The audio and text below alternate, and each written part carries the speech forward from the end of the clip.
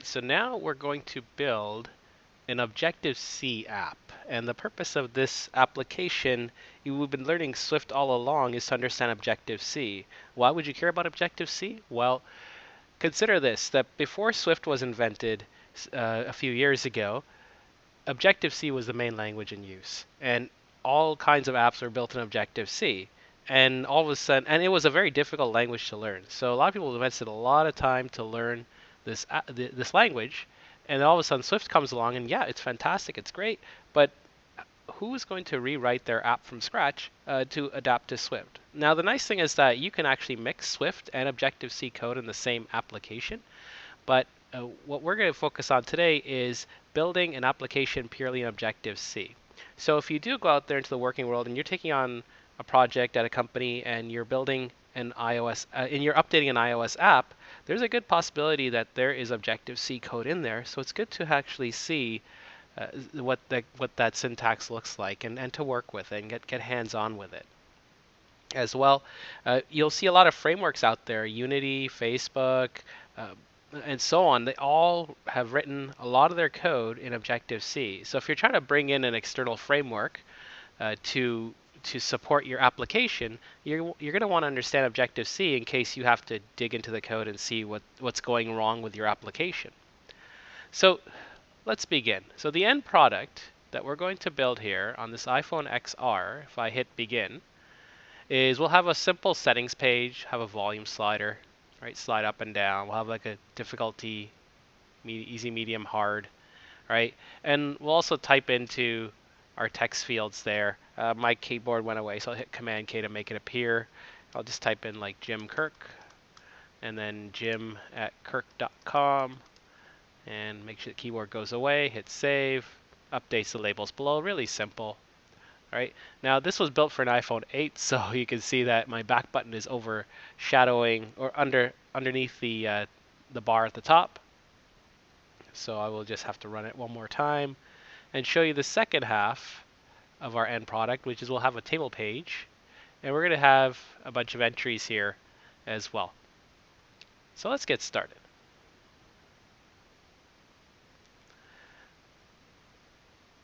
All right. So we're going to have a simple single view app that we're going to start with. We'll call it my Objective-C app. Language is Objective-C. I don't need anything else. Hit next and give it a home. All right, and as you can see, compared to a Swift application, you have double the files to work with here. So we have a lot of .h and .m files, and remember, an Objective-C class consists of 2 files, not one like you're used to with Swift. So we have our header file and we have our m file, so .h and .m. And the way I like to think of it is your header file is predominantly for your variable definitions and any function prototypes that you want to have where you can share with other classes. And your M file is purely for code. So your actual method definitions go inside that M file. So because we have a lot of files here, let's organize all of our files into groups. So I'm going to right click or 2-finger click on my Objective-C app and say new group. I'm going to make a group for images. We'll need images later. I'll say new group. And this will be for view controllers. Another new group for classes. And finally, another new group for storyboards. Now, newer versions of Xcode have made it difficult to move the storyboards into a folder called storyboards. So if you find that it's complaining about the location of your storyboard, you may want to move it back to its original position. Info.plist is also a culprit as well. Apple in newer versions of Xcode wants info.plist to also stay in its actual position, so you want to leave that there as well. Let's move appdelegate.h and .m. So I'm going to control-click to multi-select, drag that over to classes. Then we got viewcontroller.h and .m. We're going to drag these over to view controllers. All right. Now, I'm going to have a home page with a second page. And that's the settings page that we looked at a moment ago.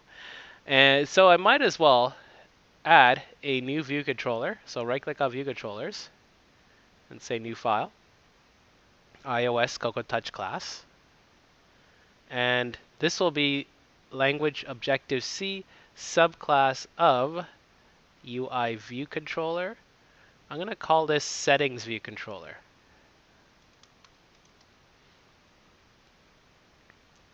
And we'll hit Next and give it a home. All right. So we have here settings view controller.h and .m. Now let's first build out the UI, and then we'll focus on writing the code that belongs here in this file. So I'm going to switch over to main.storyboard. We have here our iPhone XR. I'll start with the home page by putting a label up. Stretch it out. And for the text, I'll put my Objective-C app or OBJ-C app. Center it. Nothing special for the font. Let's drag over 2 buttons.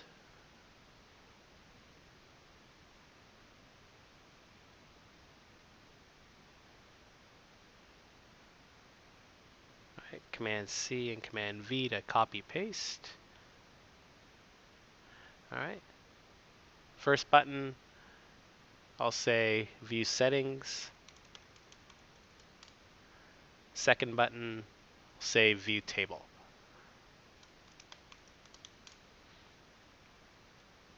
All right, now let's drag another view controller over.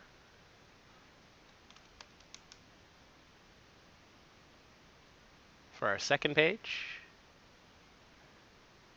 And let's segue from View Settings, the button, to this new view controller we just dragged in. So Control click drag, choose Present Modally.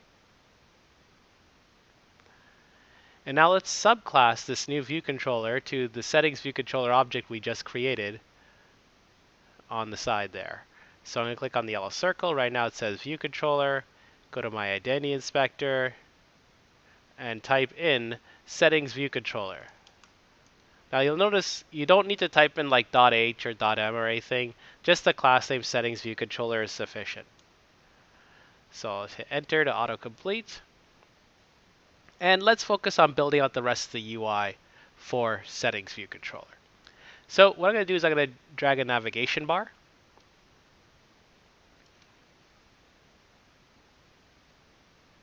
Place it right there.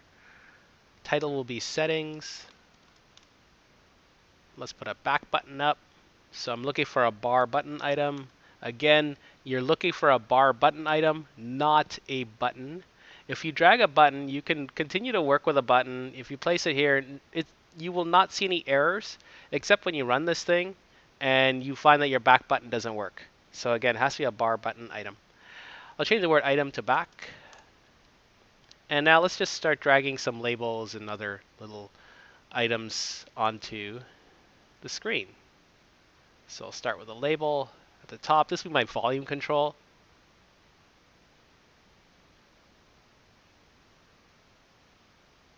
Put the word volume.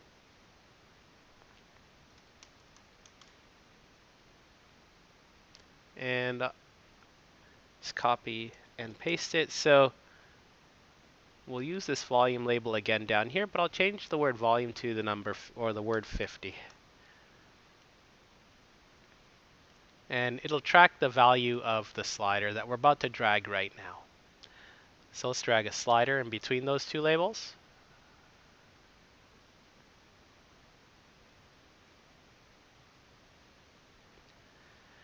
And I'll say the minimum value is 0. Maximum, let's make it 100.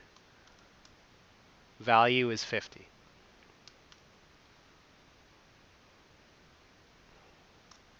There. All right, now we need a segmented control. Let's drag a segmented control over.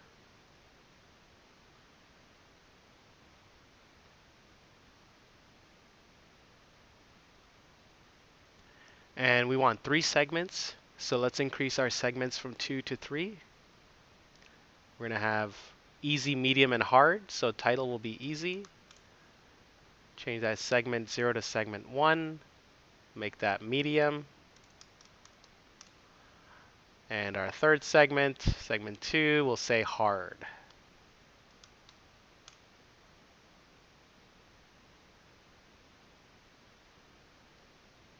Now switch to label.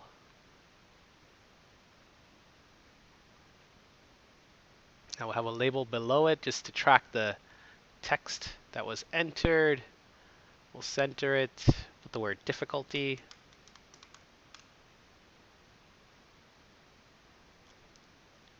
Now below this, I'm going to put 2 text fields. So I'm going to drag a couple of text fields.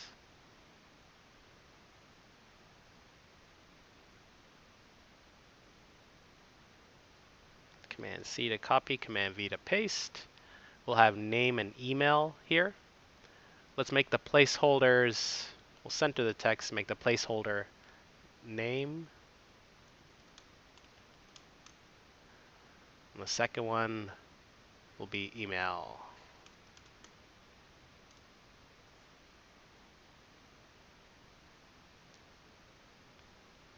All right, you can add all the other keyboard related stuff here as well, like putting the X up to clear the keyboard and so on, but I'm going to skip that for today.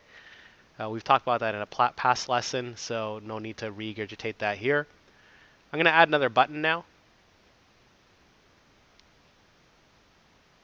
And I'm going to put the word save for this button.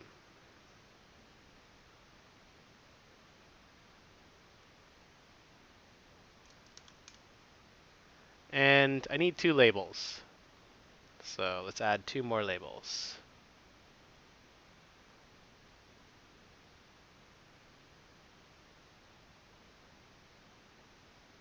Okay, we'll copy and paste.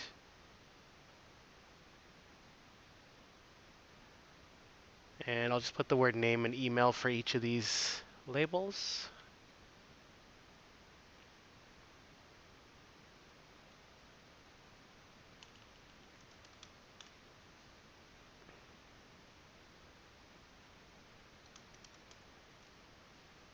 And that's our UI for now.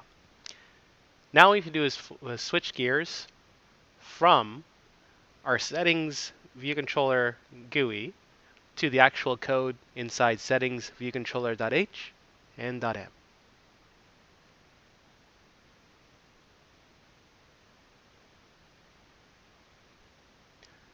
All right, so let's start off inside settings view controller.h.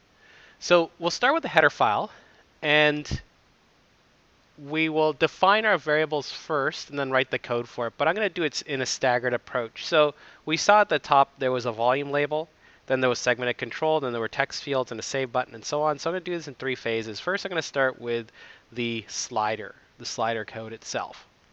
Now, inside the Objective-C header file, we see our class definition. The class definition comes in 2 parts. So for the header file, we use the keyword interface. And if I jump to the M file for a moment, the keyword implementation. And you see another interface block here. Now, the best way to translate having a second interface block here is to think of the term public and the term private in, say, Java or C#. We know what public and private do in those languages. You could translate them easily into this block being for private variables, and back in the header file, this block being for public variables. Now, before I jump into coding the settings view controller, I actually want to focus our attention on viewcontroller.m for one quick moment. And that's because we have some back buttons on our second page, and we're going to have a back button on another second page that we're going to bring in later on. And so, as we've learned in past lessons, we need to have a method to unwind our segue back to the home page. So let's add that in really quickly. It's an IV action, and Objective-C functions or methods always begin with either a plus or a minus. Because this is a class or an instance method, this is going to be a minus. Our return type will be IB action. And I have to say, one thing I like about Objective-C is that IB action auto-completes here when I hit enter. So if I type IB action, hit enter, it's got a nice, beautiful method stub. So if people at Apple are listening, please do the same for Swift. It's a really good feature to have. Now for the selector, for the method name, I'm going to call it unwind to home VC.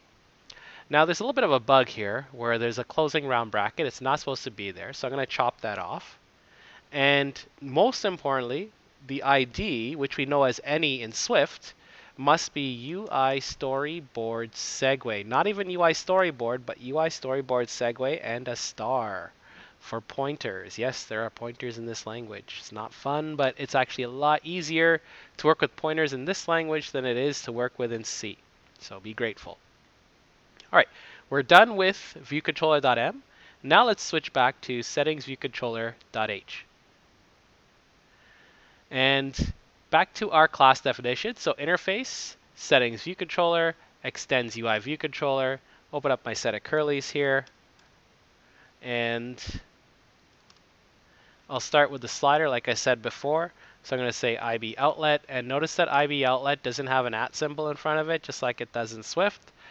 So we're using IB outlet without the @ symbol because the @ symbol is reserved for strings. So you're going to see that heavily when you're dealing with text. All right, so IB outlet, UI slider, I'm going to call it SL vol. Now its corresponding label will be IB outlet, UI label. I'm going to call it LB vol. Now with all variables, we need to deal with the getters and setters.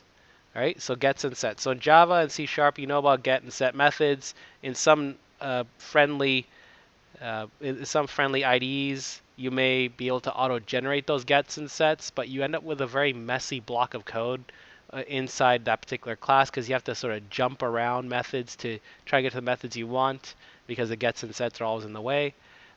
With Objective-C, one of the nice things is that they shortcutted the approach to two simple keywords, property and synthesize. So in the header file, we always say property because we want to define the function prototypes for those getters and setters so that other classes can use them. And then the keyword synthesize is used in the M file to actually tell the compiler to auto-generate the actual get and set code at compile time. The trick I like to do is just copy my variables, place them outside the curly bracket, and then type in at property, non-atomic, and strong. All right, and I can copy and paste that.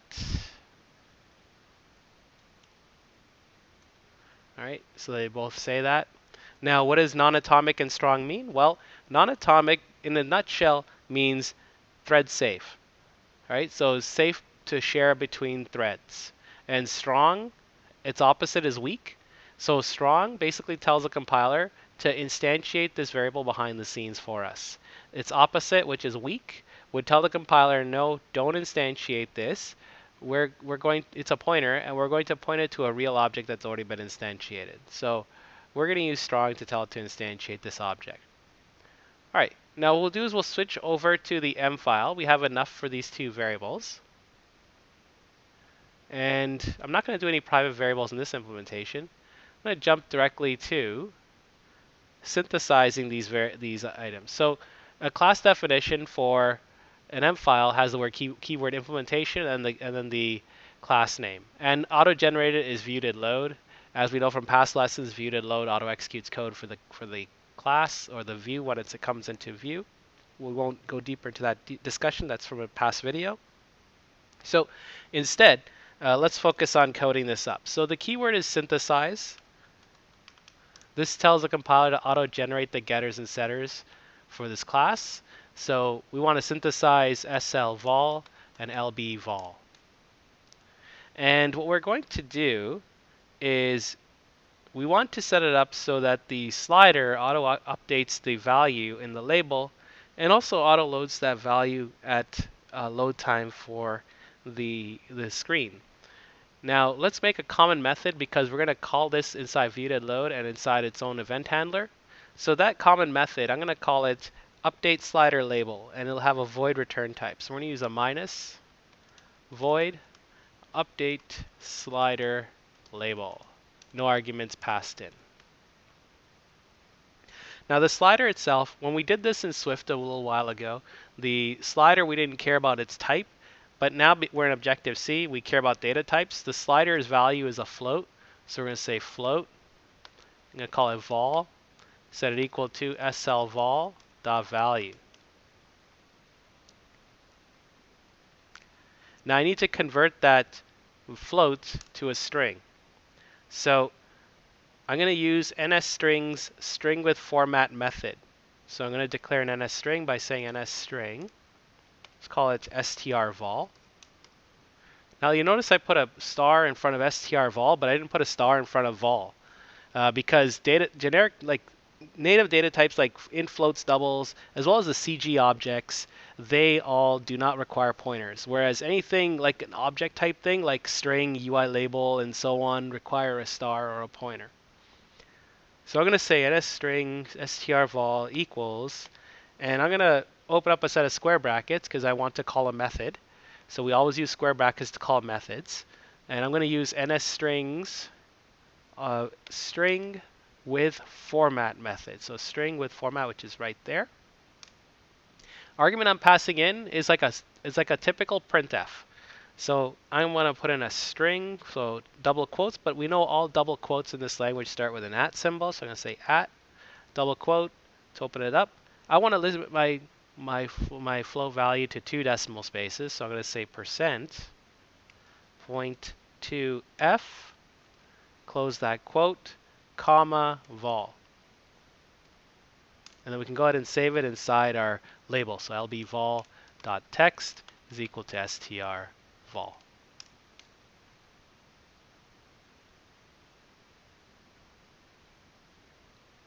right, so we have strvol. Now let's call it inside viewDidLoad so don't forget, because we want it to automatically update the value. So we all know that method calls use square brackets, so I'm going to open a square bracket. If it's a local method to us in the same class, we use the word self. So we'll say self update slider label. All right, update slider label. And so that's one of the things about Swift versus Objective-C is that you use self a lot more in this language than you do in Swift or any other language for that matter. So now by default, this is going to load up really quick.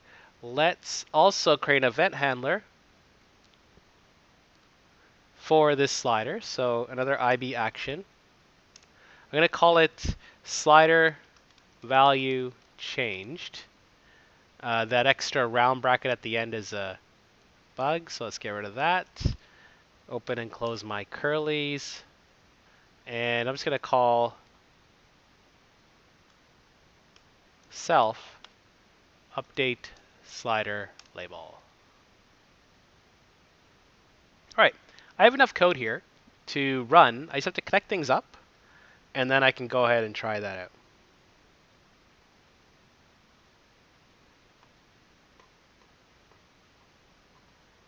So let's switch over to main.storyboard. And we'll highlight the yellow circle. For settings view controller, go to my connections inspector. And there's lbvol, slvol. And now we need the event handler, slider value changed. Connect that up to slvol and choose value changed. Now that these things are connected up, let's run this. iPhone XR, gonna hit run. Let's see this in action.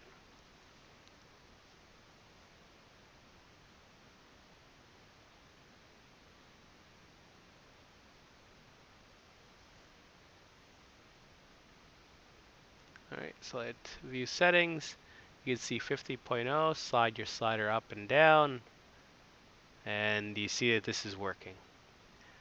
All right, so now we got the slider working. Let's focus on the segmented control. It takes a very similar coding approach to the slider. We'll hit back. Oh, we forgot to connect the back to the exit icon, so we'll do that as well. So in our next round, we'll make sure that's up and running. So control, click, and drag back to the exit icon, choose Unwind to Home VC. Now we can hit back and go back to the home page. So now, the next step is to switch back to settings viewcontroller.m, actually sorry, .h, and we'll add some more variables to support the segmented control.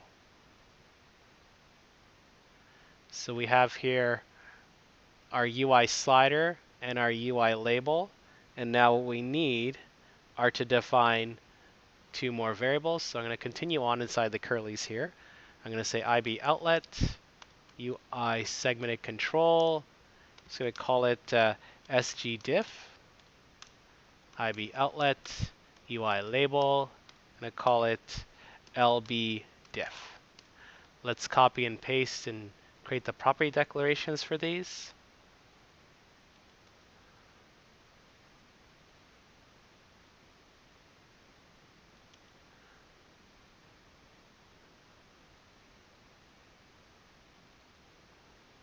All right, so we got our segmented control and UI label up and running. Now let's synthesize these variables. So we're going to switch over to settings viewcontroller.m. We're going to synthesize these variables so we can get the getters and setters out of the way.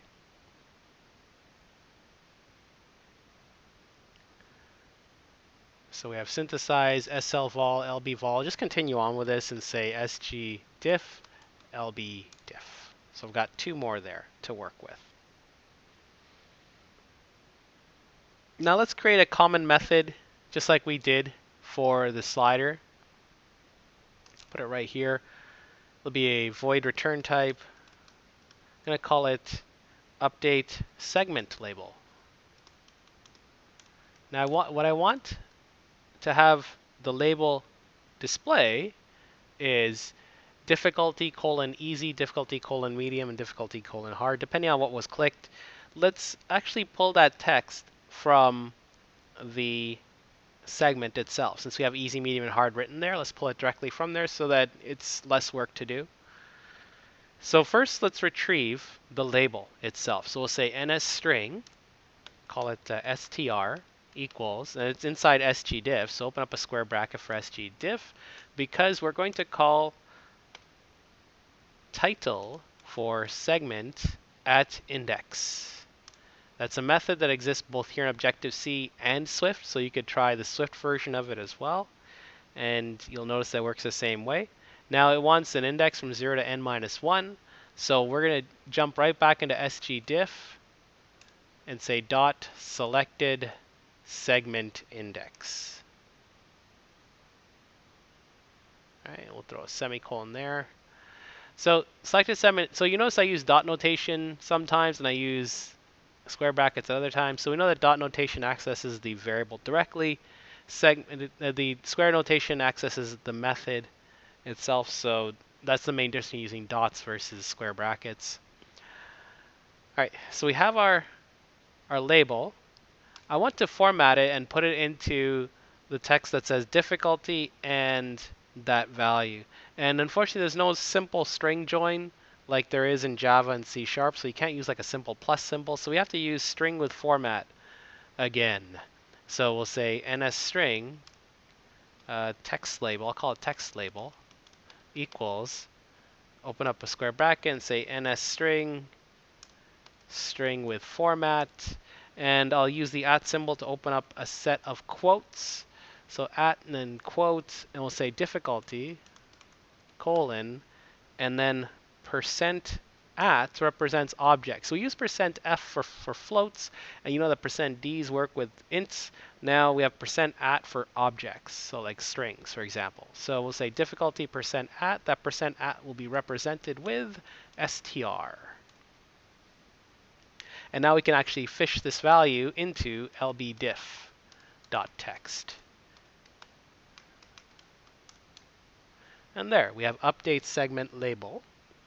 Now, what we'll do is we'll call it inside viewDidLoad, so we won't forget.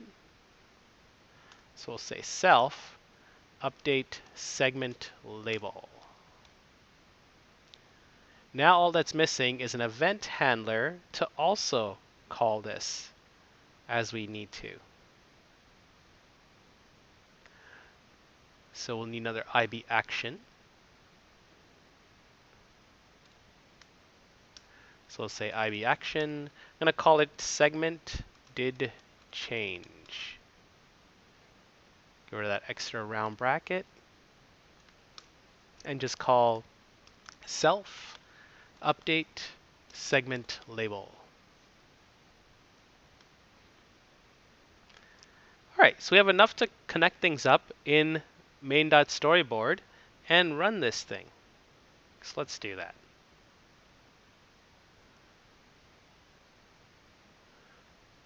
So let's hit our yellow circle, back in our connections inspector. So we now have sgdiff, connect that to segment and control, lbdiff, connect that to the label, and also segment did change gets connected to segment and control, and click on value changed. All right, so now we have two event handlers here. Let's run this again, verify that it's up and running properly.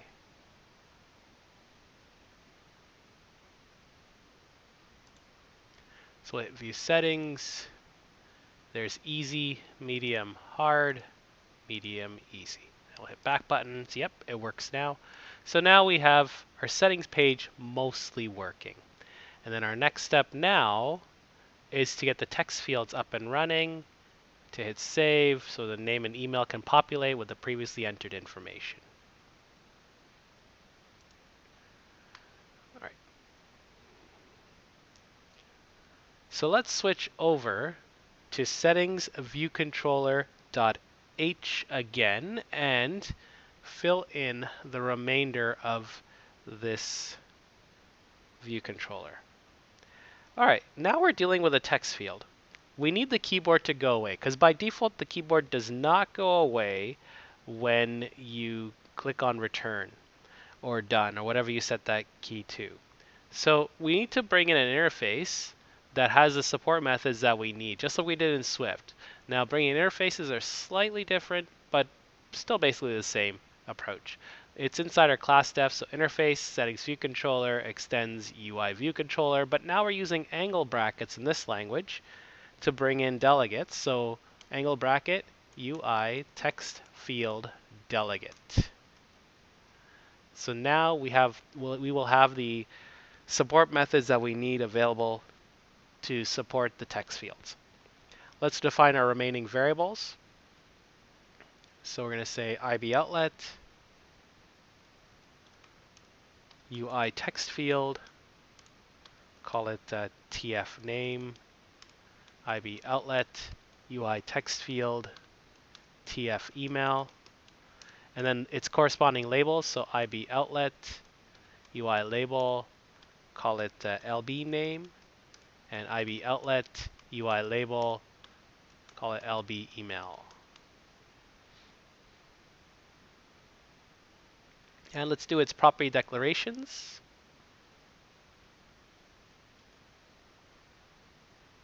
Do it up here. Let's copy and paste property over there.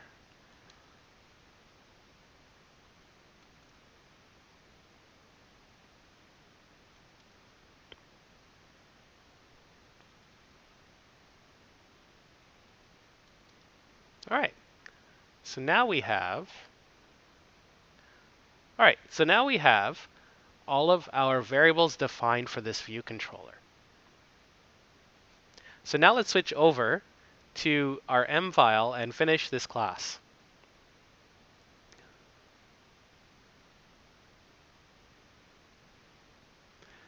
All right, so first we'll synthesize all four variables. I'll start with a new line. So we'll say synthesize TF name, TF email, LB name, LB email. Now, first thing we should do is get rid of the keyboard, or give the ability to get rid of the keyboard, not get rid of the keyboard itself.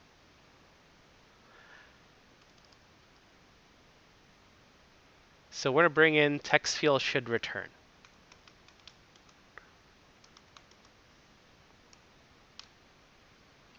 And And inside of text field should return is a simple method. It's just return, open a square bracket, text field, and then the method's called resign first responder.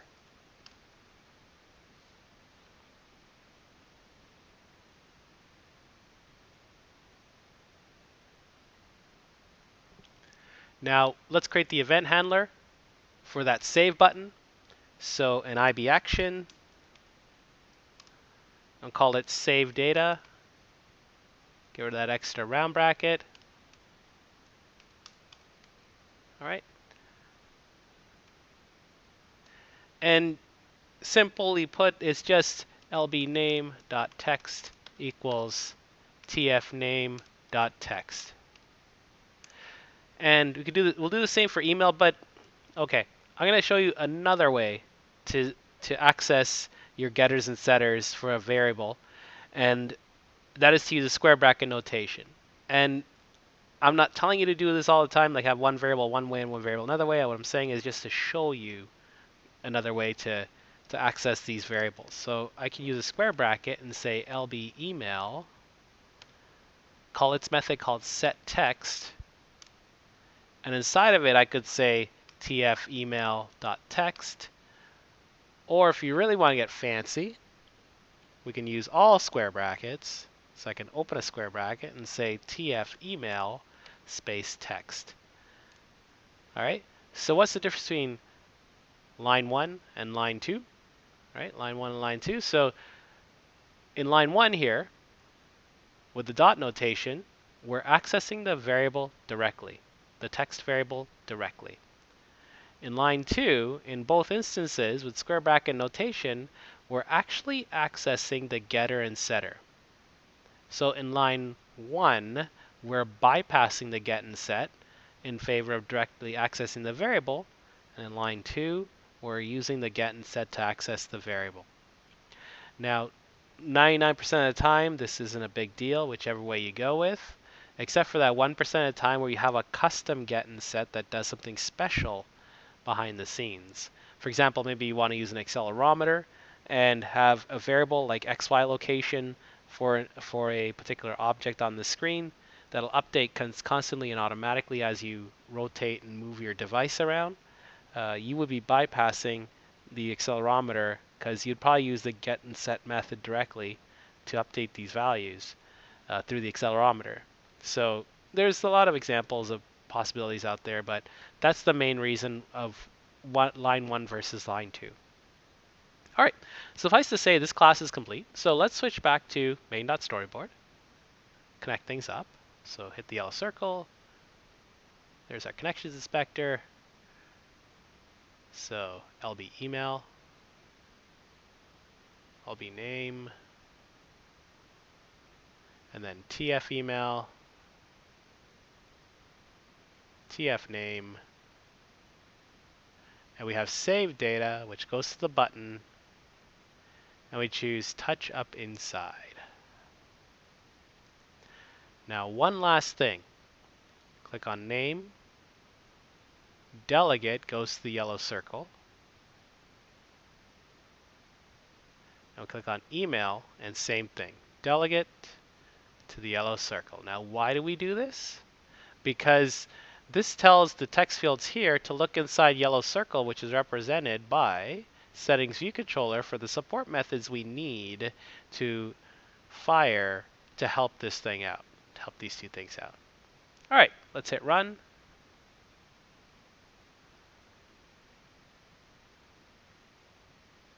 And hit view settings. So we see that this still works, this still works. Hit the name. Now, you may notice that when you click on the text field, your simulator thinks it's smart. It's like, hey, you're not using the keyboard. Like, why do I bother with the keyboard? But if you need to test the keyboard functionality, just do Command K, brings the keyboard up, hit return to verify the keyboard goes away. And let's type in Munkee, and we'll use, I did not like that autocomplete. It's Munkee. And then we'll say Munkee at projectmkd.com. Hit return, hit save, and there is our save. All right, so this was part 1 of this project where we just focus on simple settings. Part 2 will involve a little bit more advanced. We're going to get a table to display a list of items, and then click on the table cell to display the website of that corresponding item.